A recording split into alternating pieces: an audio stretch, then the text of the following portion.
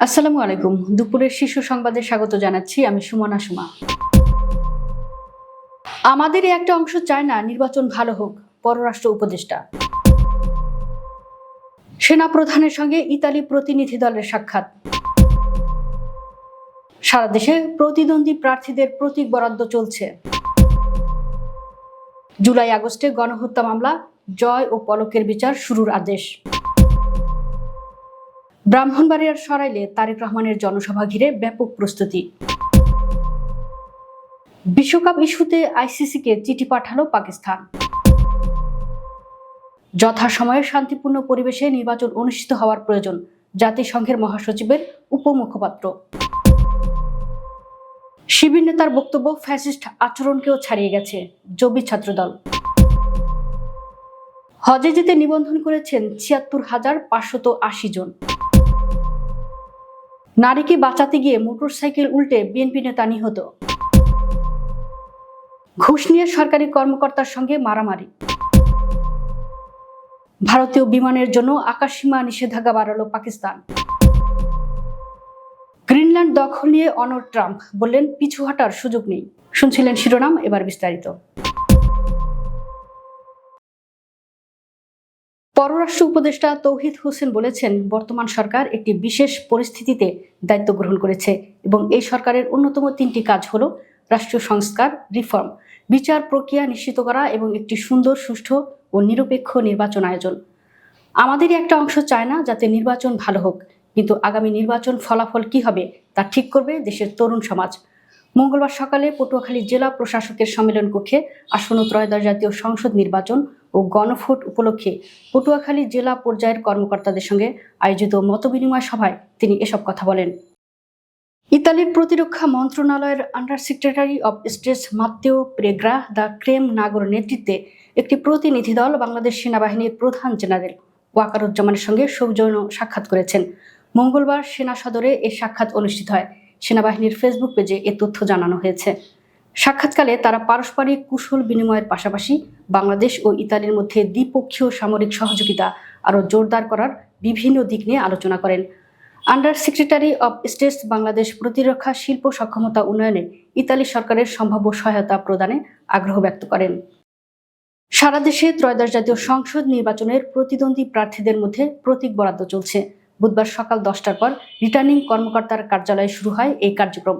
দলীয় প্রার্থীদের প্রতীক নির্ধারিত থাকলেও স্বতন্ত্রদের দেওয়া হচ্ছে ভিন্ন ভিন্ন প্রতীক। এদিকে আগামীকাল বৃহস্পতিবার থেকে আনুষ্ঠানিক প্রচারণায় নামবেন প্রার্থীরা, যাবেন ভোটারদের দ্বারে দ্বারে। গণসংযোগ চলবে 10 ফেব্রুয়ারি সকাল 7:30 পর্যন্ত। ত্রয়োদশ জাতীয় সংসদ নির্বাচনে প্রার্থিতা প্রত্যাহারের সময় শেষ হয়েছে। সারা দেশে 305 প্রার্থী ভোটের মাঠে ছেড়েছেন। ফলে 298টি আসনে প্রতিদ্বন্দ্বিতা করবেন মোট 1967 জন প্রার্থী। জুলাই গণঅভ্যুত্থানের সময় সংঘটিত মানবতা বিরোধী অপরাধের মামলায় ক্ষমতাচ্যুত প্রধানমন্ত্রী শেখ হাসিনার ছেলে সজীব ওয়াজেদ জয় ও সাবেক আইসিটি প্রতিমন্ত্রী জুনায়েদ আহমেদ পলকের বিরুদ্ধে অভিযোগ গঠনের মধ্য দিয়ে বিচার শুরুর আদেশ দিয়েছে ট্রাইব্যুনাল।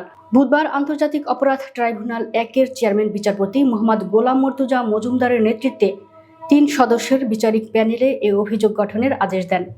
এর আগে রাষ্ট্রপক্ষ ও আসামি পক্ষের শুনানি শেষে গত 15 জানুয়ারি ট্রাইব্যুনাল এর দিন নির্ধারণ করেন।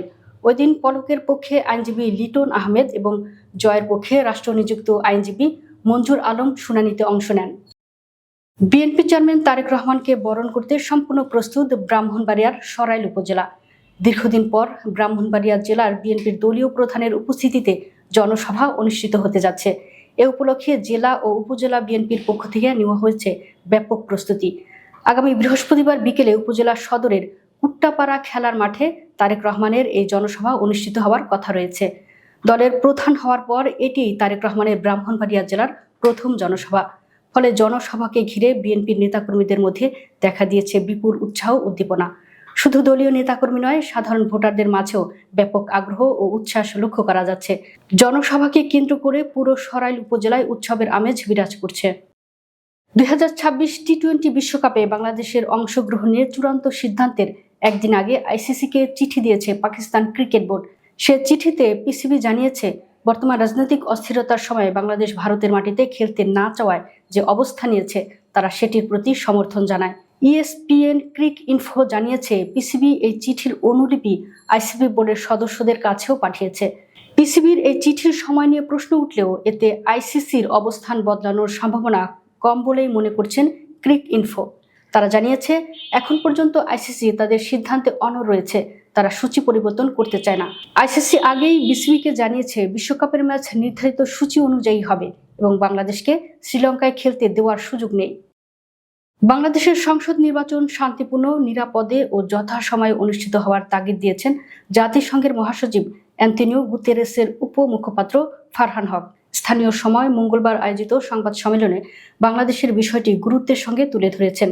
বাংলাদেশের জাতীয় নির্বাচন প্রসঙ্গে ফের উঠে এলো জাতিসংঘের নিয়মিত সংবাদ ব্রিফিংয়ে। জাতিসংঘের স্থায়ী সংবাদদাতা আবু সুফিয়ান ফারাবির প্রশ্নের উত্তরে আসন্ন জাতীয় সংসদ নির্বাচন শান্তিপূর্ণ, নিরাপদে ও যথাসময়ে অনুষ্ঠানের তাগিদ দেন মহাসচিবের উপমুখপাত্র ফারহান হক। জগন্নাথ বিশ্ববিদ্যালয়ের শাখা শিবিরের সাংগঠনিক সম্পাদক ইব্রাহিম খলিলের বক্তব্যকে ফ্যাসিস্ট মানসিকতার বহিঃপ্রকাশ হিসেবে আখ্যা দিয়েছে জগন্নাথ বিশ্ববিদ্যালয়ের শাখা ছাত্রদল। উস্কানিমূলক বক্তব্যের মাধ্যমে জবি ক্যাম্পাসকে অস্থিতিশীল করার পরিকল্পিত চেষ্টা চলছে বলেও অভিযোগ করেছে সংগঠনটি।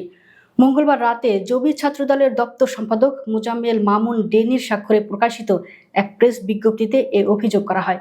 বিজ্ঞপ্তিতে বলা হয়, শিবিরের এক দায়িত্বশীল নেতা আগামী 22 জানুয়ারি সিলেটে বিএনপির চেয়ারপারসন তারেক রহমানের সমাবেশ বানচালের উদ্দেশ্যে রেলপথ, সড়কপথ ও নৌপথ অবরোধের আহ্বান জানিয়েছে, যা অতীতের আওয়ামী লীগ সরকারের দমন-পীড়নের রাজনৈতিক সংস্কৃতিকেই স্মরণ করিয়ে দেয়।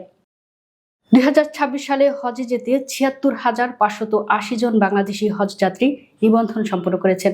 ধর্ম বিষয়ক মন্ত্রণালয়ের এক কর্মকর্তা জানান, মোট ৭৬,৫৮০ জনের মধ্যে ৭২,৩৪৪ জন বেসরকারি ব্যবস্থাপনায় এবং ৪,২৬০ জন সরকারি ব্যবস্থাপনায় 2026 সালে হজ পালনের জন্য নিবন্ধন করেছেন। এবছর বাংলাদেশ থেকে মোট ৭৮,৫০০ জন হজ পালনের সুযোগ দেওয়া হয়েছে। ধর্ম বিষয়ক মন্ত্রণালয়ের সিনিয়র তথ্য কর্মকর্তা মোহাম্মদ আবু বকর সিদ্দিক বলেন, সাধারণ হজযাত্রীদের পাশাপাশি মেডিকেল টিম, হজ গাইড, প্রশাসনিক ও কারিগরি দলও সৌদি আরবে যাবেন হজযাত্রীদের সহায়তার জন্য। মন্ত্রণালয় তাদের তালিকা সৌদি কর্তৃপক্ষের অনুমোদনের জন্য পাঠিয়েছে। চট্টগ্রামের পটিয়ায় মোটরসাইকেল উল্টে ফজলুল হক চুমকু নামে এক বিএনপি নেতার মর্মান্তিক মৃত্যু হয়েছে। মঙ্গলবার দিবাগত রাত 9:30টার দিকে চট্টগ্রাম-কক্সবাজার মহাসড়কের পটিয়া উপজেলার বাদামতল এলাকায় এ দুর্ঘটনা ঘটে। তিনি উপজেলার হাবিলা সন্দ্বীপ ইউনিয়নের মৃত আবুল কাশেমের ছেলে। দলীয় কোনো পদে না থাকলেও তিনি একজন প্রবীণ বিএনপি নেতা ছিলেন বলে স্থানীয় বিএনপি নেতারা জানিয়েছেন। স্থানীয় ও প্রত্যক্ষদর্শী সূত্রে জানা যায়, মঙ্গলবার রাতে ফজলুল হক চুমকু নিজ মোটরসাইকেল চালিয়ে বন্ধু মুস্তফা মোর্শেদকে সঙ্গে নিয়ে বাড়ি ফিরছিলেন। পথে বাদামতল এলাকায় সড়কের মাঝখানে থাকা এক ভবঘুরে নারীকে বাঁচাতে গিয়ে মোটরসাইকেলটি নিয়ন্ত্রণ হারিয়ে পাশে থাকা একটি গর্তে উল্টে পড়ে যায়। এতে বন্ধু মুস্তফা খোরশেদ সামান্য আহত হলেও ফজলুল হক চুমকু তখন বাহ্যিকভাবে অক্ষত ছিলেন। কুড়িগ্রামের রৌমারীতে ঘুষ নিয়ে খাদ্য নিয়ন্ত্রক আবু হাসনাত মিজানুর রহমান ও খাদ্য বান্ধব কর্মসূচির ডিলার আব্দুর রাজ্জাকের মধ্যে মারামারির ঘটনা ঘটেছে।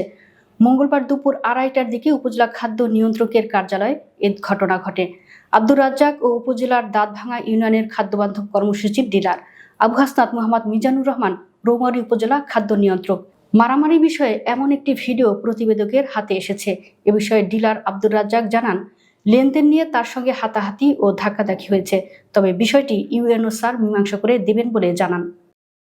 ভারতীয় নিবন্ধিত সব ধরনের বিমান চলাচলের উপর আরোপিত নিষেধাজ্ঞা আরও 1 মাস বাড়িয়েছে পাকিস্তান।